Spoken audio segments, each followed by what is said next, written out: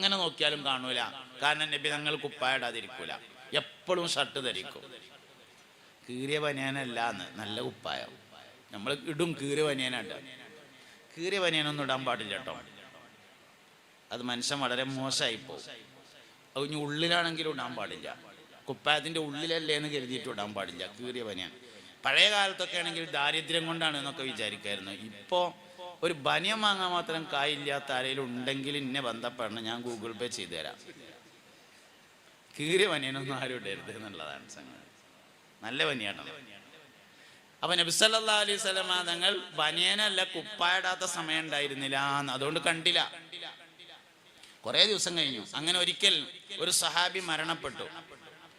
എല്ലാവരും ജനാസ സംസ്കാരത്തിന് ഒരുമിച്ച് കൂടിയിട്ടുണ്ട്. ഖബറിളക്കാനും മയ്യത്ത് കുളിപ്പിക്കാനും മറവ് ചെയ്യാനും ഒക്കെ എല്ലാവരും ഉണ്ട്. നബിതങ്ങളും ഉണ്ട് സല്ലല്ലാഹു അലൈഹി വസല്ലം. അവിടുന്ന് എന്തായാലും കാണുമല്ലോ എന്ന് കരുതി സൽമാൻ. പക്ഷെ അവിടുന്ന് കണ്ടില്ല. ഖബറിളക്കാനൊക്കെ നബിതങ്ങൾ കൂടിയിട്ടുണ്ടായിരുന്നു സല്ലല്ലാഹു അലൈഹി വസല്ലം. ഖബറിന്റെ ഈ സൈഡിൽ വന്നിട്ട് ഒന്നിങ്ങനെ നോക്കും, പിന്നെ ആ സൈഡിൽ ചെന്നുകാണ്ട് ഇവിടുക്കൊന്നിങ്ങനെ നോക്കും. അങ്ങനെ 4 ഭാഗത്തും നോക്കി. മയ്യത്ത് മറവ് ചെയ്യൽ കഴിഞ്ഞു, എല്ലാവരും പോകൽ തുടങ്ങി. പക്ഷെ കണ്ടില്ല. എല്ലാവരും പോയി തുടങ്ങിയപ്പോ നബി തങ്ങൾ വിളിച്ചു, സൽമാനല്ലേ എന്ന് ചോദിച്ചു. ആന്ന് പറഞ്ഞു, ഇവിടെ വാർ. എന്നിട്ട് കുപ്പായത്തിന്റെ കുടുക്ക് വെച്ചിട്ട് കാണിച്ചു കൊടുത്തു. ഇതല്ല നോക്കണ സംഭവം എന്ന് ചോദിച്ചപ്പോ അഷ്ഹദു അല്ലാ ഇലാഹ ഇല്ലല്ലാഹ് വ അഷ്ഹദു അന്ന മുഹമ്മദ് റസൂലുള്ളാഹ് എന്ന് പറഞ്ഞാണ്ട് ഇസ്ലാമിലേക്ക് വന്നു. ഇത് പറഞ്ഞേ ഞാൻ എന്തിനാ വെച്ചാല് നബി തങ്ങൾ കുപ്പായിടാതിരിക്കൽ പതിവുണ്ടായിരുന്നില്ല. അത്രയും ലജ്ജയായിരുന്നു, മടിയാണ് ശരീരം ആരെങ്കിലും കാണുന്നത്. ചെറിയ കുട്ടിയായിരിക്കുമ്പോൾ പോലും ഔറത്താരും കണ്ടിട്ടില്ല. 5-ാം വയസ്സിൽ 6-ാം വയസ്സിൽ പോലും നബി തങ്ങളുടെ ഔറത്താരും കണ്ടിട്ടില്ല. 5 കൊല്ലം കഴിഞ്ഞിട്ട് വാർഡ്ക്ക് മത്സരിക്കാൻ വേണ്ടി ഈ 5 കൊല്ലം ആണെങ്കിൽ നുണ അറിയാതെ നല്ല കുട്ടിയായിട്ടൊക്കെ ഇരിക്കാം. പള്ളിക്കൊക്കെ പോയി കണ്ട് ഉഷാറായിട്ട് അടുത്ത 5 കൊല്ലം കഴിഞ്ഞിട്ട് മത്സരിക്കാൻ വേണ്ടിയിട്ട്. 40 കൊല്ലം കഴിഞ്ഞിട്ട് നബിയാണെന്ന് പറയാൻ വേണ്ടിയിട്ട് 5-ാമത്തെ വയസ്സിൽ നുണ അറിയാതിരിക്കാൻ ഏതായാലും കഴിയൂല. കുപ്പായ ഒഴിവാക്കാതിരിക്കാനും കഴിയൂല. അതന്നെയാണ് മുഹമ്മദീയത്ത് എന്ന് പറഞ്ഞത്. ഇതാണ് കയറലാണ് ഈമാന്. മുഹമ്മദീയത്ത് ഉള്ളിക്ക് കയറുന്നതിന്റെ പേരാണ് ഈമാൻ എന്ന് പറയുന്ന സാധനം. അതുകൊണ്ട് ഈമാൻ സംരക്ഷിക്കപ്പെടണമെങ്കിൽ ഈമാന്റെ ശാഖകൾ ജീവിതത്തിൽ വേണം. ഒന്നാമത്തേത് ഹയ ആണ്, ലജ്ജയാണ്, മടി. മടിയാണ് ലജ്ജ. എന്നാ വേറൊരു കാര്യം, ലജ്ജ എന്ന ഹയാഇനെ ലോകത്തെ ഏതെങ്കിലും ഒരു മതത്തിന്റെ ഭാഗമായി ചർച്ച ചെയ്തിട്ടുണ്ടോ? അത് പരിശുദ്ധമായ ഇലാഹിയായ മതം മാത്രമാകുന്നു. ലോകത്തെ ഏതെങ്കിലും ഒരു മതം ലോകത്തെ ഏതെങ്കിലും ഒരു മതം ലജ്ജയെ ഈമാന്റെ ഭാഗമായി ചർച്ച ചെയ്തിട്ടുണ്ടോ? അത് ഇലാഹിയായ മതം മാത്രമേ ഉള്ളൂ. അതുകൊണ്ട് ഈ വിഷയം നമുക്ക് മാത്രമേ മനസ്സിലാവുള്ളൂ. ലജ്ജ വേണം എന്നത് മാപ്പിളാർക്ക് മാത്രം മനസ്സിലാവുന്ന കാര്യമാണ്, അല്ലാത്തവർക്ക് മനസ്സിലാവില്ല. നമുക്ക് മാത്രമേ അതിൻ്റെ ആവശ്യമുള്ളൂ. സംഗതി വശാൽ തീരെ ലജ്ജ ഇല്ലാത്തവരായിട്ട് നമ്മളപ്പം മാറിയിട്ടുള്ളത്. വേണമെന്ന് പറഞ്ഞതാണല്ലോ തീരെ ഇല്ലാതിരിക്കുക. അങ്ങനെയാണ് ആയി മാറിയത്. അതുകൊണ്ട് ഈമാൻ മടങ്ങി വരണോ? ആദ്യമായി ഈമാന്റെ 1-ാമത്തെ ശാഖയായി എണ്ണിയ ഹയാ എന്ന പേരായ ലജ്ജ മടങ്ങി വരണം, തിരിച്ചു വരണം. അത് വളരെ പ്രധാനപ്പെട്ടതാണ്. പെണ്ണുങ്ങളെ മാത്രം ഉദ്ദേശിച്ചല്ല ഞാൻ പറയണത്, ആണുങ്ങളെയും ഉദ്ദേശിച്ചാണ്. ആണുങ്ങളെ മാത്രം ഉദ്ദേശിച്ചല്ല ഞാൻ പറയുന്നത്, പെണ്ണുങ്ങളെയും ഉദ്ദേശിച്ചാകുന്നു. 2 കൂട്ടർക്കും ലജ്ജ നഷ്ടപ്പെട്ടിട്ടുണ്ട്. ആണുങ്ങൾക്ക് അനുസരിച്ചുള്ള ലജ്ജ വേണം, പെണ്ണുങ്ങൾക്ക് അനുസരിച്ചുള്ള ലജ്ജ വേണം. ഉച്ചക്ക് ചോറ് കഴിച്ചങ്ങാണ്ട് ഡൈനിങ് ഹാളിൽ ഇങ്ങനെ ഇരിക്കുകയാണ്. അപ്പൊ ഒരാള് വന്നിട്ട് കോളിംഗ് ബെല്ല് അടിച്ചു. ജനന്റെ ഉള്ളിൽ കൂടെ നോക്കിയപ്പോ കാലുകൊണ്ട് ചെയ്യാത്ത ഒരാളാന്ന് മനസ്സിലായി. എങ്ങനെ ഇപ്പൊ ഒന്നും കൊടുക്കാതിരിക്കുക എന്ന് തോന്നണമെന്ന്. അത് പെണ്ണുങ്ങൾക്കല്ലല്ലോ, അത് ആണുങ്ങൾക്കാണല്ലോ. ലജ്ജ എന്ന് പറയുമ്പോ നിങ്ങൾക്ക് തോന്നും അന്ന് പെണ്ണുങ്ങൾക്കുള്ള വയതാണ് എന്നല്ല, അന്ന് ആണുങ്ങൾക്കുള്ള വയതാണ്. പെണ്ണൊക്കെ ഞാൻ അടുത്ത വരവിലേറ്റ പറഞ്ഞുകൊണ്ട് എങ്ങനെ വെള്ളിയാഴ്ച ജുമാക്കിന് ഇരിക്കുമ്പോൾ ഒരു ബക്കറ്റ് ഇങ്ങനെ മുന്നിൽ കൂടി വരുന്നുണ്ട്. എങ്ങനെ ഇപ്പൊ ഒന്നും കൊടുക്കാതിരിക്കുക എന്നുള്ളൊരു തോന്നൽ വേണമെന്ന്. ഇതാണ് ഈ ഹയാ എന്ന് പറഞ്ഞ സാധനം. ഇല്ല, ലജ്ജ ഇല്ലാത്തവനോ കാണാത്ത മാതിരി ഇരിക്കുമല്ലോ. അപ്പൊ എന്താ, ഓനൊരു കൂസലും ഇല്ലല്ലോ. കൂസല് വേണമെന്നാണ് ഇപ്പൊ ഈ പറഞ്ഞതിന്റെ അർത്ഥം. അത് ഈമാന്റെ ഭാഗമാകുന്നു. അതാണ് ഈ പറഞ്ഞത്. ഒരാള് ഞാൻ എൻ്റെ ഭാര്യയുമായി ഇണ ചേർന്നു എന്ന് പറയൽ കറാഹത്താണ്, ചെയ്യൽ സുന്നത്താണ്, അല്ലെങ്കിൽ ജായിസാണ്. ചുരുങ്ങിയത് ഹലാലാണ്, സുന്നത്താന്ന് അഭിപ്രായമുണ്ട്. ജിമാ ചെയ്യൽ സുന്നത്താണ്. അതേ സമയത്ത് ഞാൻ എൻ്റെ ഭാര്യയുമായി ഇണ ചേർന്നു എന്ന് പറയൽ കറാഹത്തായി. ഇണ ചേർന്ന രൂപം പറഞ്ഞാൽ ഹറാമായി. ഭാര്യനെയാണ് ഈ പറയണത്, അല്ലാതെ നാട്ടുകാരല്ല. ഞാൻ എൻ്റെ ഭാര്യയുമായി ഇണ ചേർന്നു എന്ന് അസറസ്കാരം കഴിഞ്ഞ് ചായ കുടിച്ചിരിക്കുമ്പോ ഇന്നലെ രാത്രി ഉണ്ടായി എന്ന് പറഞ്ഞാൽ കറാഹത്തായി. അതിന്റെ രൂപം പറഞ്ഞാൽ ഹറാമുമാവും. അതാണ് ലജ്ജ എന്ന് പറഞ്ഞ സാധനം. നിങ്ങൾക്ക് മനസ്സിലായില്ലെങ്കിൽ അള്ളാന്റെ ദുന്യാവെന്നോട്ട് മനസ്സിലാവൂല്ല കേട്ടോ. ലവുമാണല്ലോ പറയാം.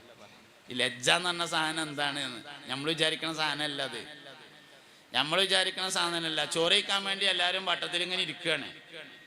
വല്ലാതെ വാരി വലിച്ച് അവിടുന്നും ഇവിടുന്നൊക്കെ എടുക്കുമ്പോ ഒരു മടി തോന്നണതിന്റെ പേരാണ് ഈ ലജ്ജ എന്ന് പറഞ്ഞത്. അതില്ലെങ്കിൽ സംഗതി പള്ളൊക്കെ എന്നറിയും, കുമ്പ ഊർക്കും. പക്ഷെ ഈമാൻ പോവും. ഈമാന്റെ ഒന്നാമത്തെ അടയാളം ഹയാണ്, ലജ്ജയാണ്. ഇങ്ങനെ ഈമാനുമ്മ കുറേ സാധനം കണക്ട് ചെയ്തിട്ട് പറഞ്ഞിട്ടുണ്ട്. അന്നദാഫത്തു മിനൽ ഈമാൻ, വൃത്തി ഈമാന്റെ ഭാഗമാണ് എന്ന് ഹബീബുനാ റസൂലുള്ളാഹി സല്ലല്ലാഹു അലൈഹി വസല്ലം പറഞ്ഞിട്ടുണ്ട്. വൃത്തി ഈമാന്റെ ഭാഗമാണ്. നമ്മളെ കുട്ടികളൊക്കെ എപ്പോഴും പഠിപ്പിക്കേണ്ടത് ഒന്ന് ശരീരം ഭംഗിയാക്കാൻ പഠിപ്പിക്കുക. ശരീരം ഭംഗിയാക്കുക എന്ന് പറഞ്ഞാൽ 3 കാര്യങ്ങളാണ്. കുട്ടികൾക്ക് നമ്മൾ 3 ചെയ്തു കൊടുക്കേണ്ട ഏറ്റവും പ്രധാനപ്പെട്ട ഒരു കാര്യം ശരീരത്തിന്റെ പരിപാലനം, 2 ബുദ്ധിയുടെ പരിപാലനം, 3 ഇൽമിന്റെ പരിപാലനം, 4 ഈമാന്റെ പരിപാലനം, 5 അഭിമാനത്തിന്റെ പരിപാലനം, 6 സമ്പത്തിന്റെ പരിപാലനം. 6 പരിപാലനങ്ങളാണ് മക്കൾക്ക് ചെയ്തു കൊടുക്കേണ്ടത്. ശരീരത്തിന്റെ പരിപാലനം എന്ന് പറഞ്ഞാൽ 3 കാര്യങ്ങളാണ്. 1 വിശക്കണേന് ഭക്ഷണം കൊടുക്കുക, 2 രോഗമുണ്ടായാൽ ചികിത്സിക്കുക, 3 വൃത്തി മെയിൻറ്റെയിൻ ചെയ്യാൻ പഠിപ്പിക്കുക, വൃത്തിയാക്കാൻ വേണ്ടി പഠിപ്പിക്കുക. പീരാന്തന്മാർക്കും അതന്നെ വേണ്ടുള്ളൂ. പീരാന്തന്മാർക്ക് ആകെ 3 കാര്യം ചെയ്തു കൊടുക്കേണ്ടുള്ളൂ. 1 വിശക്കണേന് ഭക്ഷണം കൊടുക്കുക, 2 രോഗങ്ങൾ എന്താ ഉള്ളത് വെച്ചാൽ അതിന് മരുന്ന് കൃത്യമായിട്ട് കൊടുക്കുക, 3 വൃത്തി മെയിൻറ്റെയിൻ ചെയ്യുക. കുട്ടികൾക്കും അതന്നെ വേണ്ടുള്ളൂ. 1 വിശക്കണേന് ഭക്ഷണം കൊടുക്കുക, 2 അസുഖത്തിന് മരുന്ന് കൊടുക്കുക, 3 വൃത്തി മെയിൻറ്റെയിൻ ചെയ്യാൻ പഠിപ്പിക്കുക. വയസ്സന്മാർക്കും അതന്നെ വേണ്ടുള്ളൂ. ദണ്ണത്തെ കിടക്കേണ്ട വല്ലിപ്പ 3 കാര്യമേ വേണ്ടുള്ളൂ. 1 വിശക്കണേന് ഭക്ഷണം കൊടുക്കുക, 2 രോഗത്തിന് മരുന്ന് കൊടുക്കുക, 3 വൃത്തി മെയിൻറ്റെയിൻ ചെയ്ത് കൊടുക്കുക. 3 കാര്യങ്ങളാണ്. അതുകൊണ്ട് വൃത്തിയെ നന്നായി. എന്താ കാരണം? വൃത്തി ഈമാന്റെ ഭാഗമാണ്. അന്നദാഫത്തു മിനൽ ഈമാൻ ഹബീബുനാ റസൂലുള്ളാഹി. വൃത്തി ഈമാന്റെ ഭാഗമാണെന്ന് പുണ്യ നബി സല്ലല്ലാഹു അലൈഹി വസല്ലം തങ്ങൾ പഠിപ്പിച്ചിട്ടുണ്ട്. മദ്യം മയക്കുമരുന്ന് ഉപയോഗിക്കുന്നവരുടെ ഏറ്റവും പ്രധാനപ്പെട്ട ഒരു അടയാളാണ് വൃത്തിയാക്കൽ ഇഷ്ടമുണ്ടായിരിക്കൂല എന്നുള്ളത്. ലഹരി ഉപയോഗിക്കുന്നവരുടെ പ്രധാനപ്പെട്ട അടയാളമാണ്, ഏറ്റവും പ്രധാനപ്പെട്ട അടയാളം. കൂട്ടത്തിൽ പറയാം, മദ്യം മയക്കുമരുന്ന് ലോകത്തെ പിടിച്ചു വിഴുങ്ങാണ് എന്നൊന്നും പറഞ്ഞിട്ട് കാര്യമില്ലല്ലോ. പരിഹാരത്തെ കുറിച്ച് പറഞ്ഞിട്ടേ കാര്യമുള്ളൂ. എല്ലായിടത്തും ഉണ്ട് വ്യാപകമായി. എന്താ നമ്മൾ വേണ്ടത്? 3 കാര്യങ്ങളാണ് മയക്കുമരുന്നിനെതിരെ വേണ്ടത്. 3 കാര്യങ്ങൾ. 1 ലക്ഷണങ്ങൾ ശ്രദ്ധിക്കുക, അടയാളങ്ങളെ ശ്രദ്ധിക്കുക. ഉമ്മാര് വാപ്പാര് എല്ലാവരും അവനാന്റെ കുട്ടികളിൽ ലഹരിയുടെ അടയാളം കാണുന്നുണ്ടോ എന്ന് ശ്രദ്ധിക്കണം. എന്താ ലഹരിയുടെ അടയാളങ്ങൾ? ഓരോന്നിനും ഓരോ അടയാളമാണ്, ഒന്നിച്ച് പറയാൻ കഴിയൂല. മൊത്തത്തിൽ പറയുകയാണെങ്കിൽ ഇങ്ങനെ പറയാം. ശരീരം മെല്ലിച്ചു വരിക, തടി ഇങ്ങനെ കുറഞ്ഞു കുറഞ്ഞു വരിക. കണ്ണിന്റെ ചുറ്റുഭാഗത്തും നിറവ്യത്യാസം കാണാം, ലഹരിയുടെ അടയാളമാണ്. ഒഴിഞ്ഞിരിക്കാൻ ഇഷ്ടപ്പെടുക, ലഹരിയുടെ അടയാളമാണ്. ഒറ്റക്കിരുന്ന് ദൂരേക്ക് നോക്കുക, ലഹരിയുടെ അടയാളമാണ്. ഭക്ഷണത്തോട് താല്പര്യം കുറഞ്ഞു വരിക, ലഹരിയുടെ അടയാളമാണ്. 100 രൂപയിൽ താഴെയുള്ള 50 രൂപ, 20 രൂപ, 10 രൂപ പോലത്തെ ചെറിയ പൈസ കാണാതാകുക വരെയെന്ന് ലഹരിയുടെ അടയാളമാണ്. ജീവിതത്തിൽ ഏറ്റവും ഇഷ്ടപ്പെടുന്ന മൊബൈൽ, ലാപ്ടോപ്പ്, സൈക്കിൾ പോലത്തെ സാധനങ്ങൾ വിൽപ്പന നടത്താൻ വേണ്ടി ശ്രമിക്കുക എന്നത് ലഹരി ഉപയോഗിക്കുന്നു എന്നതിൻ്റെ അടയാളമാണ്. വീട്ടിലായിരിക്കുമ്പോൾ വാതിൽ കുറ്റിട്ടിരിക്കാൻ ശ്രമിക്കുന്നത് ലഹരി ഉപയോഗിക്കുന്നതിൻ്റെ അടയാളമാണ്. രാത്രി ഉറങ്ങുന്ന റൂമിൽ നിന്ന് ചന്ദനത്തിരിയുടെ വാസന വരുന്നത് ലഹരിയുടെ അടയാളമാണ്. രാവിലെ റൂം അടിച്ചു വാരുമ്പോൾ പേപ്പർ കത്തിച്ചതിൻ്റെ അടയാളം കാണുന്നത് ലഹരിയുടെ അടയാളമാണ്. റൂം വൃത്തിയാക്കുമ്പോൾ ചെറിയ ചെറിയ പെട്ടികൾ റൂമിൽ നിന്ന് ലഭിക്കുന്നത് ലഹരി ഉപയോഗിക്കുന്നതിൻ്റെ അടയാളമാണ്. മാതാപിതാക്കൾക്ക് പരിചയമില്ലാത്ത മുതിർന്ന ആളുകളുമായി അമിതമായ കൂട്ടുകെട്ടുണ്ടെങ്കിൽ ലഹരിയുടെ അടയാളമാണ്. അടുത്ത കുടുംബത്തോട് വലിയ ദേഷ്യം കാണിക്കുക എന്നത് ലഹരിയുടെ അടയാളമാണ്. ഉമ്മാനോടും പെങ്ങന്മാരോടും വലിയ ദേഷ്യം. അകന്ന കുടുംബത്തോട് അമിതമായ താല്പര്യം കാണിക്കുന്നു. ഇളയമാന്റെ മകളെ കെട്ടിച്ചോടുത്ത് കിടക്കിടക്ക് പോകുന്നു. അകന്ന കുടുംബത്തോട് അമിതമായ താല്പര്യം കാണിക്കുന്നത് ലഹരിയുടെ അടയാളമാണ്. രാത്രി ഉറക്കം കുറയുന്നത്, അമിതമായ ഉറക്കം കുറഞ്ഞു വരുന്നത് ലഹരി ഉപയോഗിക്കുന്നതിൻ്റെ അടയാളമാണ്. പാൻറ് തിരുമ്പുമ്പോൾ പോക്കറ്റിൽ നിന്ന് ചന്ദനത്തിരി പോലെയുള്ളതിൻ്റെ വാസന വരുന്നുവെങ്കിൽ ലഹരി ഉപയോഗിക്കുന്നു എന്നതിൻ്റെ അടയാളമാണ്. 3 കാര്യമാണ് വേണ്ടത്. ആദ്യം വേണ്ടത് അടയാളം ശ്രദ്ധിക്കുക. രണ്ടാമത് വേണ്ടത് ശാസ്ത്രീയമായ ചികിത്സ കൊടുക്കുക. ലഹരി എന്നത്, ലഹരിക്ക് അടിമപ്പെടുക എന്ന് പറഞ്ഞാൽ ചികിത്സിച്ചാൽ മാറുന്ന അസുഖമാണ്. നിലവിലെ സാഹചര്യത്തിൽ ചികിത്സിച്ചാൽ മാറും. അതുകൊണ്ട് ഡോക്ടറെ കാണിച്ച് ശാസ്ത്രീയമായ ചികിത്സ കൊടുക്കുക. ചിലപ്പോൾ കൗൺസിലിംഗ് കൊണ്ട് മാത്രം മാറിയേക്കാം, പക്ഷെ അധികവും മാറാൻ സാധ്യതയില്ല. പണ്ടത്തെ കള്ളുടിയൊക്കെ ആണെങ്കിലും മാറുമായിരുന്നു. പണ്ടത്തെ ലക്ഷണങ്ങളും അങ്ങനെയാണെന്നാണ്. പണ്ടൊക്കെ കള്ളുടിച്ചാൽ ഇങ്ങനെ WWW അങ്ങനെയാണ് വരിക. ഇപ്പൊ കള്ളുടിച്ച ആടൂല. ആ പണ്ടത്തെ സാധനം ആരെങ്കിലും പോയി കുടിച്ചെങ്കിൽ ആടിയെങ്കിലേ ഉള്ളൂ. വില കൂടിയതിനൊന്നും ആട്ടമില്ല, ആട്ടം നിർത്തി. പണ്ടൊക്കെ കള്ളുടിച്ചാൽ കണ്ണുക്ക് നോക്കിയാൽ ചുവന്ന കളർ ഉണ്ടായിരുന്നു. ഇപ്പൊ അതില്ല. കണ്ണിലൊറ്റിക്കണ മരുന്ന് അതിൻ്റെ ഒപ്പം കിട്ടും. അങ്ങനെയാണ്.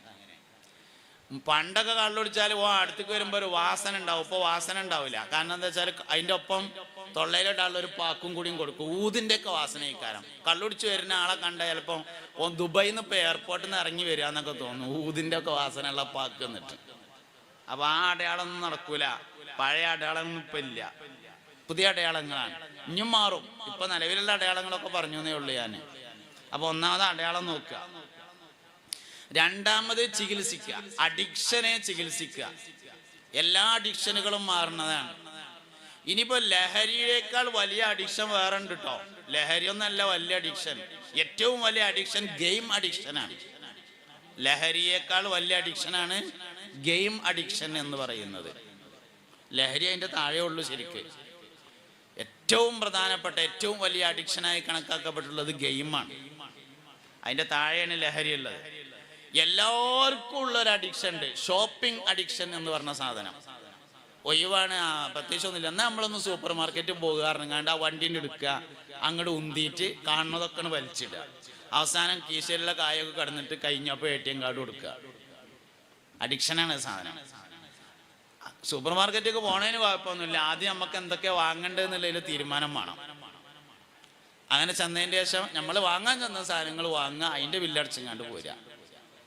അല്ലാത്തത് അഡിക്ഷനാണ്. ശരിക്കും കണ്ടാ വാങ്ങാൻ തോന്നുക എന്നുള്ളത് അതും ഒരു അഡിക്ഷനാണ്. പക്ഷെ നോർമലാണ്. വലിയൊരു കുഴപ്പമൊന്നുമില്ല എന്ന് മാത്രം.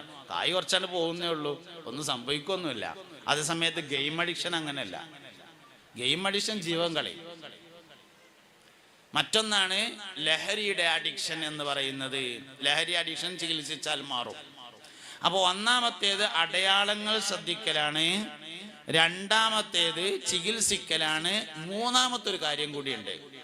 എവിടെ നിന്നാണോ ഈ മുസീബത്ത് പിടികൂടിയത് ആ വഴിക്ക് പിന്നെ പറഞ്ഞേക്കാൻ പാടില്ല. കാരണം ലഹരിയുടെ ഉപയോഗം എന്നത് പൈശാചികതയാണ്. അത് മടങ്ങി വരും. അതുകൊണ്ട് ആ വഴിക്ക് പിന്നെ പറഞ്ഞേക്കാൻ പാടില്ല.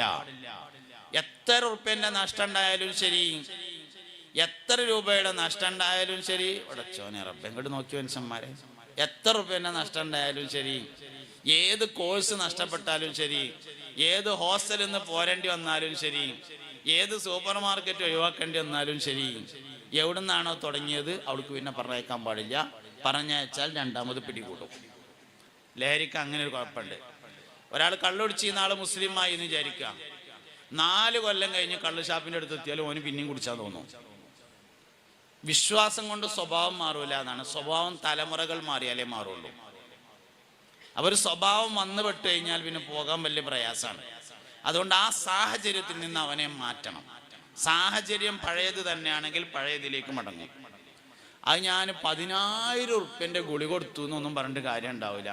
8 ദിവസം ഓനെ അഡ്മിറ്റ് ആക്കി എന്നൊന്നും പറഞ്ഞിട്ട് കാര്യം ഉണ്ടാവില്ല. പഴയ സാഹചര്യത്തിലേക്ക് മടങ്ങിയാൽ പഴയതുപോലെ കുടിയനാവും. അപ്പൊ കൂട്ടത്ത് പറഞ്ഞതാണ് നദാഫത്ത് പറഞ്ഞതാണ്, വൃത്തിയെക്കുറിച്ച് പറഞ്ഞതാണ്. ലഹരി ഉപയോഗിക്കുന്നവർക്ക് വൃത്തിയാക്കാൻ ഇഷ്ടമുണ്ടായിരിക്കില്ല. കുളിക്കാൻ ഇഷ്ടം ഉണ്ടാവില്ല, ബാത്റൂം പോകാൻ ഇഷ്ടം ഉണ്ടാവില്ല, മൂത്രമൊഴിക്കാൻ ഇഷ്ടം ഉണ്ടാവില്ല. കക്കൂസ് പോകാനൊക്കെ മുട്ടിയാലോ ഇങ്ങനെയൊക്കെ കാട്ടിയിട്ട് പരമാവധി അഡ്ജസ്റ്റ് ചെയ്യും. അവന് പോകാൻ തോന്നൂല. ലഹരി ഉപയോഗിക്കുന്നതിൻ്റെ അടയാളമാണ്, അഡിക്ഷനാണ് സാധനം. അപ്പോൾ വൃത്തി എന്ന് പറയുന്നത് കുട്ടികൾക്ക് ചെറുപ്പം മുതലേ പഠിപ്പിക്കണം. വസ്വാസ് പഠിപ്പിക്കണം എന്നല്ല ഈ പറഞ്ഞത് കേട്ടോ. വൃത്തി ഉണ്ടാക്കിങ്ങാണ്ട് അവസാനം ടാങ്കിത്തെ വെള്ളം മുഴുവൻ തീർക്കാനൊന്നും പറ്റൂല. വസ്വാസ് വേറെയും വൃത്തി വേറെയാണ്. വസ്വാസ് ശൈത്താനിയത്താണ്, വൃത്തി ഈമാനാണ്. ഒന്ന് രാവുമാണ്, ഒന്ന് പകലുമാണ്, ഒന്ന് വടക്കോട്ടുമാണ്, ഒന്ന് തെക്കോട്ടുമാണ്. വസ്വാസ് എന്ന് പറഞ്ഞത് ശൈത്താനിയത്താണ്. കഴുകിങ്ങാണ്ട് ടാങ്കിത്തെ വെള്ളം മുഴുവൻ തീർക്കുക എന്നുള്ളതാണ് വസ്വാസ്. അത് അനുവദിക്കപ്പെട്ടതല്ല. അത് വടക്കോട്ടുമാണ്, മറ്റേ തെക്കോട്ടുമാണ്. ഒന്ന് ഇലാഹിയത്തും മറ്റൊന്ന് ശൈത്താനിയത്തുമാണ്. അപ്പൊ രണ്ടും ഒന്നാണെന്ന് വിചാരിക്കരുത്. വസ്വാസർക്ക് അങ്ങനെ ഒരു വാദം ഉണ്ടാവും. ടാങ്കിത്തെ വെള്ളമൊക്കെ കഴിച്ചാണ്ട് അത് വൃത്തിയാക്കിയതാണെന്ന് പറയും. അത് വൃത്തിയാക്കിയതല്ല, വസ്വാസം. വൃത്തി എത്ര വേണ്ടത്? വൃത്തി പരിശുദ്ധമായ ശരീഅത്തുൽ ഇസ്ലാം എത്രയാണോ പറഞ്ഞിട്ടുള്ളത് അത്രയേ വേണ്ടതുള്ളൂ, അതിനപ്പുറത്തേക്ക് വേണ്ടതില്ല. എന്തെങ്കിലും പ്രശ്നമുണ്ടോ? ഒന്നുമില്ല. നിങ്ങളെല്ലാവരും ശ്രദ്ധിക്കേണ്ടല്ലേ ഞാൻ പറയണേ. ഇവിടെ നിസ്കരിക്കാൻ പറ്റുമോ? അപ്പോൾ പറ്റുമോ? എന്താ പറ്റായി? വൃത്തി ഉണ്ടാവൂലെന്നോ? അപ്പോ വൃത്തി ഉണ്ട് എന്ന് ഉറപ്പ് വേണം. അപ്പോ വൃത്തി ഉണ്ട് എന്ന് ഉറപ്പ് വേണം. ഉറപ്പ് വേണം. ആഹാ, അത് ശരി. അപ്പൊ ഇവിടെ കേൾക്കേണ്ടി വരും ഏതായാലും അല്ലേ? പിന്നെ വൃത്തി ഉണ്ട് എന്ന് ഉറപ്പില്ലെങ്കിൽ നേസാണെന്നല്ല അതിൻ്റെ അർത്ഥം. സത്യത്തിൽ വൃത്തിക്കാൻ നജസിനെ ഉറപ്പ് വേണ്ടേ? വൃത്തിക്കാൻ നജസിനെ ഉറപ്പ് വേണ്ടേ? നജസിനല്ല ഉറപ്പ് വേണ്ടേ? അപ്പൊ വൃത്തിക്ക് ഉറപ്പ് വേണ്ടല്ലോ. ഈ സാധനം നജസാണെന്ന് ഉറപ്പുണ്ടെങ്കിൽ കഴുകണമെന്നാണോ, വൃത്തിയാണെന്ന് ഉറപ്പായാൽ ഉപയോഗിക്കാം എന്നാണോ നിയമം? ഏതെങ്കിലും ഒന്നേ ഉണ്ടാവുള്ളൂ, ഒന്ന് സംശയം ഉണ്ടാവുള്ളൂ. ഏതാ നിയമം? ഇത് നജസാണെന്ന് ഉറപ്പുണ്ടെങ്കിൽ കഴുകണമെന്നല്ലേ നിയമം. നജസാണെന്ന് ഉറപ്പില്ലാത്ത കാലത്തോളം ഈ സാധനം എന്താണ്? ശുദ്ധിയുള്ളതാണ്. അപ്പൊ ഇവിടെ നിസ്കരിക്കാൻ പറ്റുമോ? പറ്റും. എത്ര കാലം പറ്റും? നജസാണ് എന്ന് ഉറപ്പ് വരാത്ത കാലത്തോളം പറ്റും. നമ്മൾ നേരെ ഓപ്പോസിറ്റാ മനസ്സിലാക്കിയിട്ടുള്ളത്. ത്വഹാറത്തിനല്ല ഉറപ്പ് വേണ്ടത്, നജസിനാണ് ഉറപ്പ് വേണ്ടത്. ശുദ്ധിക്ക് ഉറപ്പ് ആവശ്യമില്ല. നജസാണെന്ന് ഉറപ്പില്ലാത്ത എല്ലാ സ്ഥലവും ശുദ്ധിയുള്ളതാണ്. നമ്മൾ നേരെ ഓപ്പോസിറ്റ് മനസ്സിലാക്കിയതാണ് പ്രശ്നം. ഞാൻ ഇന്ത്യൻ പുറമെ 66 നജസുകൾ വിട്ടുവീഴ്ചയുണ്ട് എന്ന് എല്ലാ ഫിഖിന്റെ കിതാബിലും പറഞ്ഞിട്ടുണ്ട്.